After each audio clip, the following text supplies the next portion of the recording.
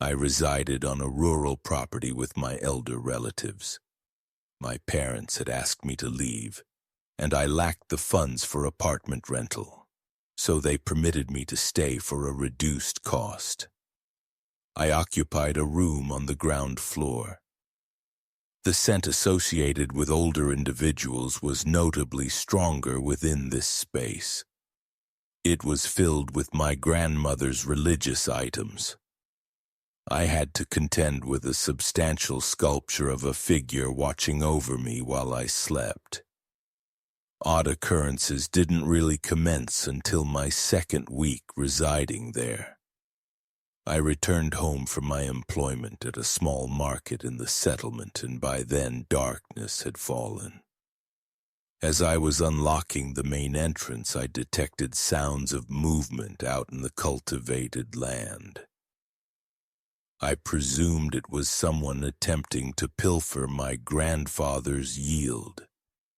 I crept nearer for a clearer perspective, taking care to avoid any fallen foliage or anything else that might generate sound.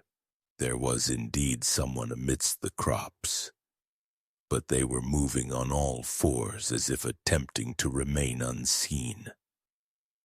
I could have confronted them, but that might have led to trouble, so I retreated indoors to awaken my grandfather.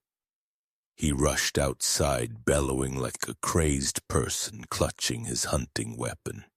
His words were roughly to the effect of, "If I ever find you on my property again, I won't hesitate to put a slug through your head."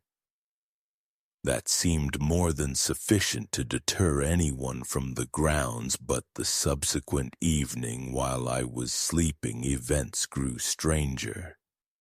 I woke and heard laughter outside my window. There was someone standing there peering into the bedroom. He seemed to notice me as I sat upright, and then he moved away. I informed my grandfather once more. This time he was genuinely enraged.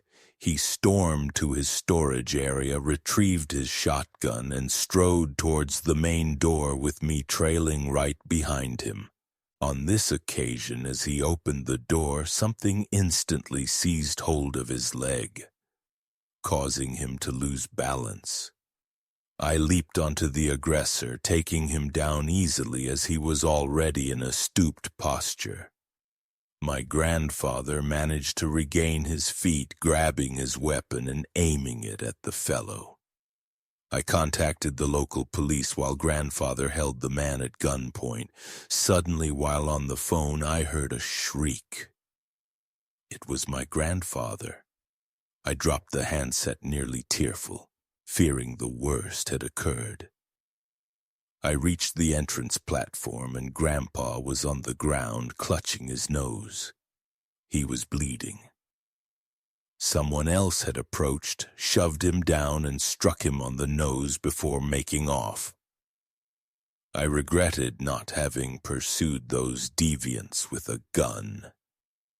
Who strikes an elderly man in the face? Ultimately, the local police arrived to no avail, and my grandpa noticed the surveillance setup pointed towards the fields was missing. Just last month, I returned home late one night after socializing with my cousins and a few of their companions. I walked up to the entrance steps and saw my mother had left a note on the door instructing me to take the trash bins to the front. I made a conscious effort to be very quiet since most people were asleep by that hour. When I reached the side of our dwelling where the garbage cans were located, I could distinguish voices coming from our backyard area. I took a cautious look over the top of the fence. There were 2 individuals standing near our garden furniture. I was utterly alarmed, as you can well understand. I had to rush inside to notify my mother. My father doesn't reside with us, otherwise I would have gotten him. We had only just exited her bedroom door when we noticed the two people from the backyard approaching the steps. I propelled my mother towards the window, essentially compelling her to leap out onto the narrow sill below. I somehow convinced her to do so. And while I was climbing out myself, the two trespassers entered the room. I only caught the briefest impression of them before dropping down onto the ledge myself and then onto the grass. My mother and I sprinted to a nearby dwelling. 2 weeks later, just as we were beginning to move past the incident, the ringing of the telephone around 2 or 3 in the morning startled me awake. It continued to ring incessantly. It didn't redirect to the answering machine. My mother arose after perhaps the 10th ring. We exchanged glances and decided to ignore it. The phone persisted in ringing for another good 10 minutes straight until my mother finally disconnected the device from the modem. We slept with it off that night. I was certain it was connected to the break-in. 2 strange occurrences like that don't happen so closely together without some form of link. The following day, my mother received a digital message on her phone. It stated, "Why didn't you answer?" This was only a week ago, and we are still quite anxious, worrying about when the next event might transpire. A young teenager was sleeping in her bedroom on a weekday evening when she apparently woke up and remembered that she had schoolwork due the next day that she hadn't even started. She flicked her overhead light on and began to concentrate on it. The early hours were past 1 when she began. Over the sound of writing, there were faint noises emanating from inside the vertical surfaces. She stopped writing and the sounds became clearer. It was as if something were being pressed from within the walls. There was a hidden compartment right next to her bed with a large square access panel that detached from the wall to enter. The girl started screaming for her mother, and the noises suddenly intensified as if something were running in there. The access panel to the wall popped off, and a figure emerged. The girl's parents could hear the screams even through multiple barriers. When the girl's father came to the room, he discovered a large figure, a man, covering the girl's mouth with his hand. The struggle was brief, lasting only seconds, with a few well-placed blows to the man's torso. Some personal garments belonging to the girl were discovered in the man's pocket before he was apprehended. My partner and I were spending the evening together near Ocean Ridge. Regrettably, the area closes at 10, and the place was miles from essentially anywhere. So we were rather confined with nothing to occupy us on the beach after 10 at night. Thus, we simply took a stroll through the damp shoreline until nearly 11. For the initial portion of the walk, we did not encounter a single soul on the entire stretch of sand. Then we turned around to head back. About 20 feet into our return journey in the direction we had come, we both became aware of something. There were more than 2 sets of tracks in the sand. Ours were more indistinct by then, but there were 2 other pairs of footprints that had not been present before. These appeared slightly more recent. They seemed to deviate upwards away from the wet sand where there would be no further tracks visible. You might assume it was just another couple taking a late-night walk, but we had not seen anyone for the full mile or 2 we had traversed, so we were unnerved. I utilized the torch app on my mobile phone to scan the nearby coastal mounds. I even went as far as calling out, inquiring if someone was there. I told my partner to remain there while I proceeded towards the waste receptacles. It seemed like the only location someone could be concealing themselves. It was empty. I shone the light further down, revealing an underpass that likely led to an access road. I moved closer until I could actually glimpse a little way into the tunnel, and as soon as I could, I extinguished the light. There were two things in there. I don't even know if I should refer to them as human because from what I observed they resembled odd crouching forms, seemingly unclothed, huddled inside. Their skin was comparable to that of a person of medium-dark complexion, but significantly more flaky and creased. I didn't speak a word. I simply hurried through the sand towards my partner, urging her along with me as we ran back in the direction of the vehicle. We reached the car in a few minutes, completely breathless. We got into the car and I finally explained what I had seen to my partner. She regarded me as if I were delusional, and she still does, but can you fault her?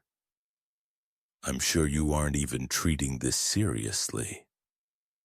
I reported my sighting to the appropriate authorities the following day and have been returning to the beach at night once a week to attempt to find the creatures once more. I work as an evening custodian at the local educational building. 95% of the time, I would be the sole person working the late hours because there wasn't truly a necessity for more than one. I invariably commence with the lower-level teaching areas and progress upwards to the upper-level ones.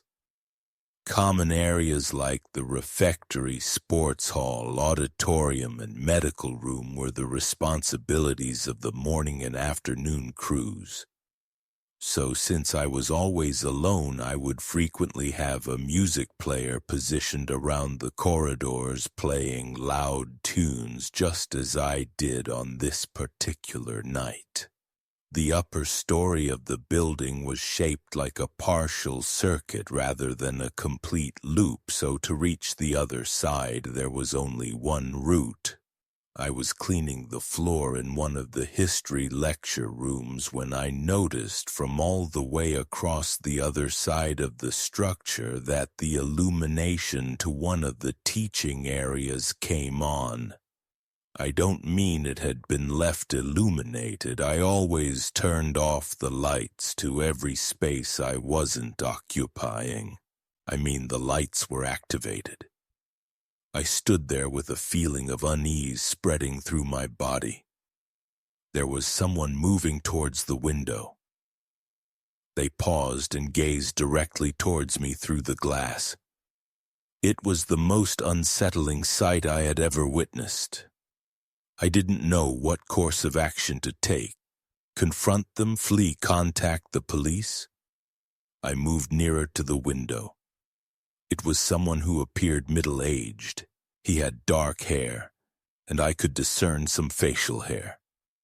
He lifted his hand and began slowly gesturing towards me. I closed the window covering to the room and tried to regain my composure, tried to evaluate my options.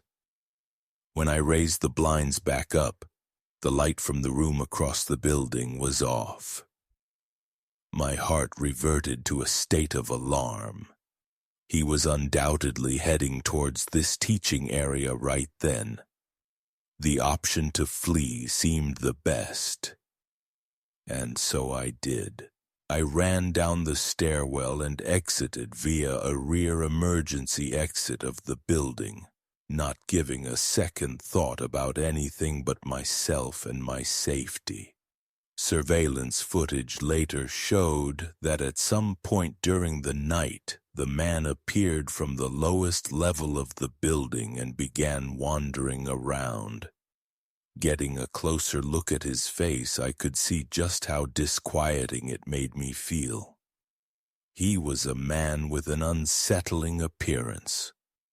The most chilling aspect, however, was that the camera revealed him retreating back into the sub-levels and not being recorded exiting. He was never discovered down there, which causes me to wonder if there are some concealed areas or alternative escape routes down there. Lately, performing this job has never been more terrifying. I used to work as a property maintenance assistant when I was a young man in his late teens attempting to accumulate funds for higher education. The individual I worked for the longest was a man named Mr. Evans. I only conversed with him once when I first met him, and a few times subsequently when he returned unexpectedly from work. That was all. I couldn't tell you if he seemed conventional or not.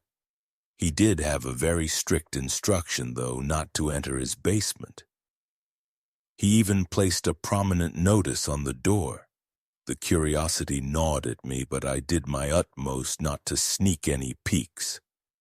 So one day, while I was cleaning the furniture in his chamber, I just got a little nosy and started examining his storage compartments. Don't inquire as to why. In his larger compartments, there was simply a collection of garments. I started going through the smaller storage compartments and discovered things like photographic equipment, power sources, picture collections, and various trinkets. The same in the middle compartment, but in the bottom one I found a compact container sitting perfectly in the corner. It necessitated a key to open it, but I had actually taken note of a small key that had been hanging on his bunch of keys in the service area. It seemed like it might fit this lock. When I attempted it, surely enough, the key fit and turned in the socket and opened the lock. What I found was alarming. There was a collection of monochrome images.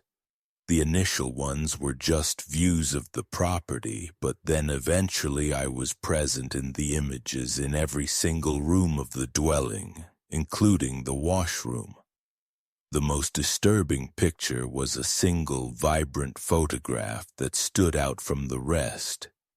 It was captured from beyond an exterior pane aimed at me when I was in the food preparation area. I replaced the pictures in the container except for a couple to use as potential proof for something that I feared might occur. I secured the container back up and returned it to the compartment. I left everything else in the bedroom as it was. I was about to depart the dwelling and never return when I passed the basement door. Now that I wasn't coming back, I figured I should explore the basement so that the curiosity wouldn't forever linger. I entered and activated the lighting. The air down there was heavy with a foul odor reminiscent of decay. There were unusual pictures adorning the surfaces, many adult-themed imagery. I was shocked to even see some with depictions involving minors. There were a pair of entrances suggesting further chambers or storage areas. I didn't go into them, but the unpleasant scent intensified near those entrances. I finally realized there was a faint humming whenever I moved. I noticed in the corner there was a discreet surveillance device mounted overhead, focused on my position, but after noticing it, it appeared to cease its tracking completely. That was my signal to depart that dwelling. I made my way home swiftly. Mr. Evans attempted contact once after this. I didn't answer. He left no voice recording. I'm glad I had not shared my residential details with him. I was finishing my employment at the convenience mart after working the late night hours when my sole colleague on duty and I went to our vehicles. A dark utility vehicle pulled up next to us. There was a pair of individuals inside. They appeared unkempt, a rough-looking couple. The fellow had facial hair with a hat on and was smoking. The woman had unwashed appearance.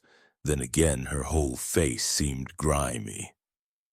When they stopped in front of us, obstructing our path, the man inside asked us if we had any loose coins for fuel. My colleague searched through his pockets and dropped some loose coins into the man's hand. I handed him a small bill in the hope that he would simply depart. The fellow looked at the currency in his hand, then looked back at us. "That's not sufficient," he stated. I could see my colleague felt apprehension just as I did. The woman in the passenger seat had an unpleasant grin on her face. I circumvented their vehicle and quickly moved towards my own car, as did my colleague. I could see the man maneuvering his vehicle. I started my vehicle and immediately shifted into drive and hastily exited the lot. They seemed to be pursuing me at first, but I eventually lost them. I pulled into a fueling station and sent a digital message to my colleague to ensure he was unharmed. He replied, saying he was fine. I wish it had ended there, but another vehicle arrived at the fueling station. It was the utility vehicle. I got back into my vehicle. He attempted to obstruct my path by pulling up in front of me. The woman in the vehicle produced a firearm and began to roll down the glass. I abruptly shifted into reverse right out of the parking lot. My rear glass fractured as it was struck by a projectile. I somehow managed to evade them again and reach my residence safely. I discovered a couple more projectile impacts on my vehicle. It's so terrifying to think how close I was to a near-death experience, and for what reason.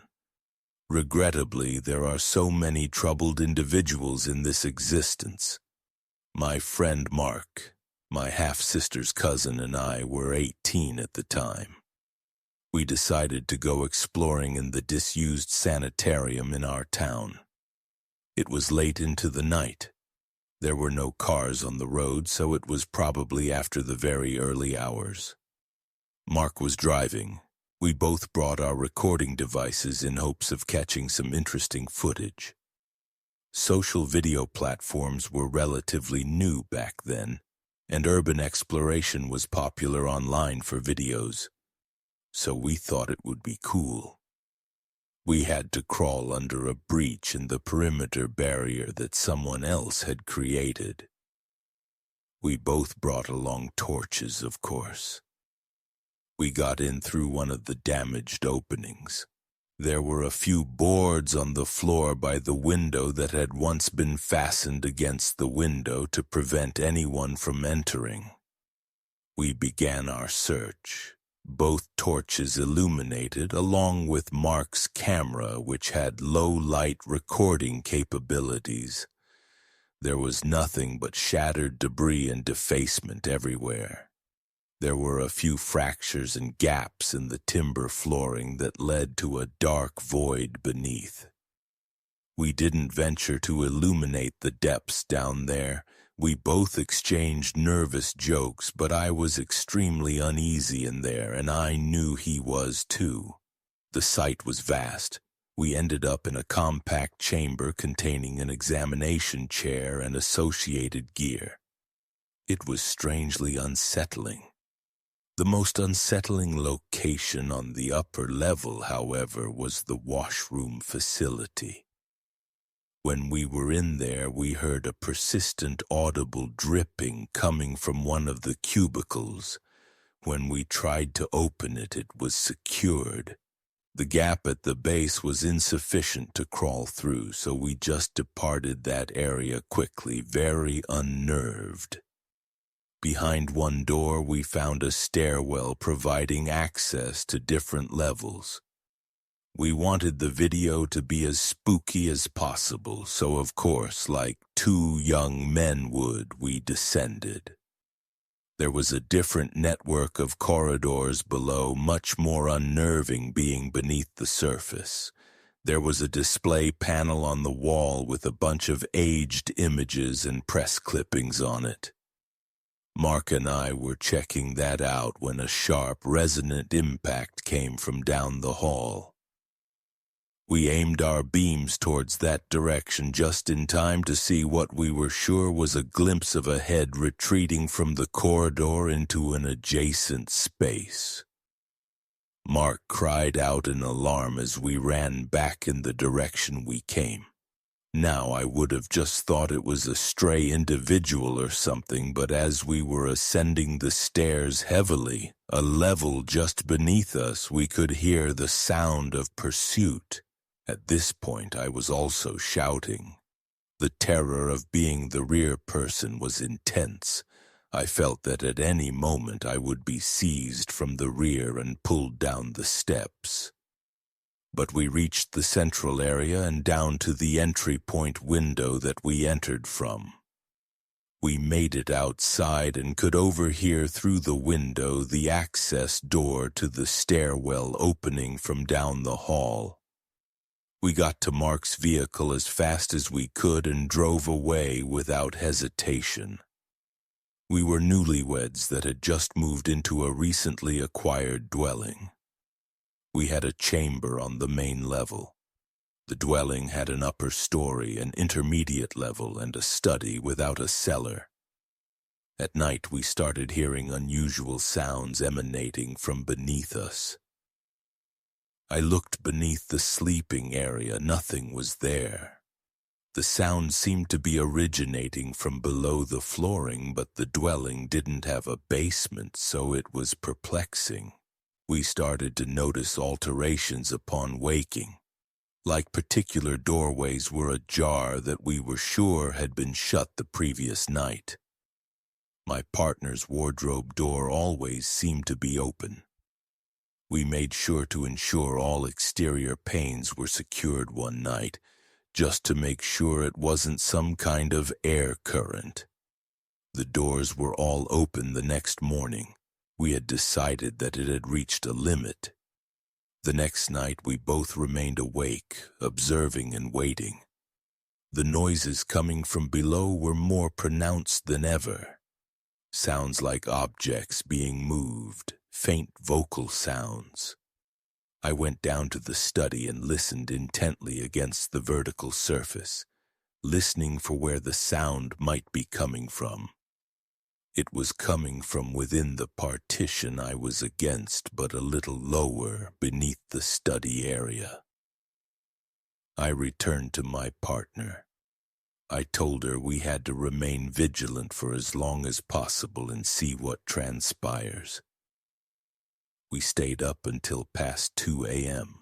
My partner began to doze, and I guess I had shortly thereafter. I awoke to my partner rousing me, visibly distressed. She indicated her wardrobe, which was now open. There was some kind of concealed entrance ajar in her wardrobe. It descended into the substructure. I got out of the sleeping area quickly and directed illumination downwards. It was a vertical access route descending significantly to some concealed space. I had my partner secure the entry and alerted law enforcement while I took my large blade with me down into the secret room. When I reached the lowest point, I found a lighting control. The room had simple furniture, a narrow bed in the corner, and a bunch of playthings dispersed across the space. A shout erupted from above. It was my partner. Someone was attempting to force entry through the door. I ascended the ladder the best I could while carrying the blade. By the time I got up there, they had already damaged a section of the door. They inserted their head through the breach in the door and observed me. He was a grimy individual. I saw wildness in his gaze. He evidently saw my weapon because he fled immediately via the main exit. I don't know what the room is for, maybe some kind of disused refuge or something, but I don't know the identity of that individual, how he accessed that space, and duration of his presence down there. I was in my late 20s relocating to share an apartment with my partner. It wasn't the most luxurious accommodation ever, as we weren't the richest pair ever, but it was fine for us. The first night in, we already disliked the adjacent residents. There was shouting and banging sounds occurring all night. It was like they seemed constantly active. My partner suggested I investigate. I told her if it continued the following evening, I would go over. We didn't hear anything of them throughout the day while arranging belongings. But when dusk fell and we were preparing for rest, the unsettling noise and impacts recommenced. Sometimes even percussive sounds against the partition. I decided to take action and address the situation. I rapped on their entrance, and a woman of mature years with unusual pigmentation answered the door. Her voice was hoarse, as if she had spent years of heavy smoking. I courteously requested less disturbance. She instructed me to leave and not interfere before shutting the door abruptly. The commotion intensified after this. My partner said we should lodge a complaint. I went to the building reception the following day, bringing up the occupants of that specific dwelling. The attendant appeared confused. He told me that records indicated a single female occupant, Mrs. Kathy. Her spouse had died some years prior. She was listed as a sole resident in that unit, so she was violating a policy of the apartment building. The attendant proceeded to inspect the unit. The woman allowed him to look around the apartment. He came back to tell me that he found no one else present in there, which struck me as peculiar. He did, however, request she minimize noise. I thanked him and went back to the unit. It seemed it had worked, as quiet prevailed that evening. I awoke to perceive a figure beside our bed. My partner's name, I softly called. My partner stirred beside me, confirming her presence in the sleeping area. A recognizable gruff tone at the end of the bed stated, "You should not have made that report." I cried out in alarm and hastily searched for the illumination control.